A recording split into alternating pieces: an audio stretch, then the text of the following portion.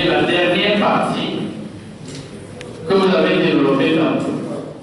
Rappelez-vous, camarades journalistes, en 2012, on était d'abord en 2011, c'était le 29 septembre 2011, les ministres, au total qui étaient 6, ont affirmé haut et fort qu'en 2012, il ferait 10% sur les salaires des travailleurs. Je crois que vos souvenirs sont encore vivaces. Janvier 2012, quelle fut notre consternation lorsqu'on a constaté que c'était 6% au lieu de 12%. Nous nous sommes réunis à la CNTT, puisque c'est là le lieu des travailleurs. Ils se sont agités, ça et là, ces gens-là qui régent les centrales. C'est tout comme il fallait sauter sur le corps de l'employeur pour dire que c'est tôt. On nous a bluffé encore. Ça, cette fois-ci, on va passer ceci. Le moment venu, qu'est-ce qu'on a constaté? Ils sont rentrés dans leur coquille. Vous savez, ceux-là pratiquent ce qu'on appelle le commensalisme au lieu du syndicalisme.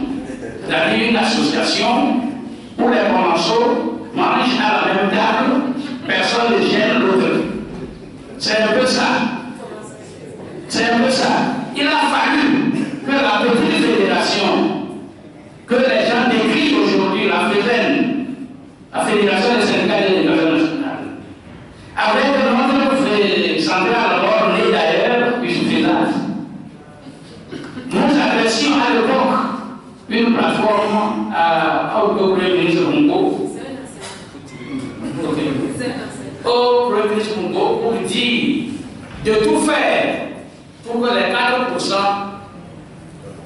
complètent rapidement les 6%. Et pour ça, nous avons décrété une grève de 3 jours.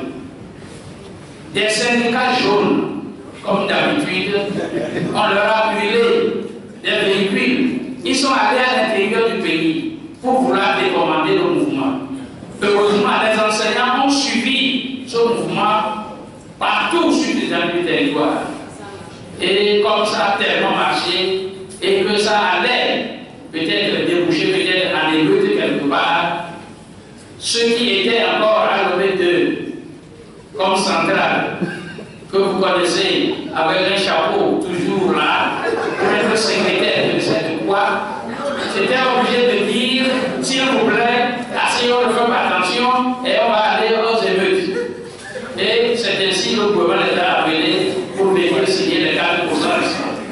Où est leur contribution dans cette lutte, camarades? Ils sont là, beaucoup peuvent témoigner de ce que je suis en train de dire. Aujourd'hui, tout le monde perçoit allègrement les 10% sur les salaires et honteusement, certains ministres se disent que oui,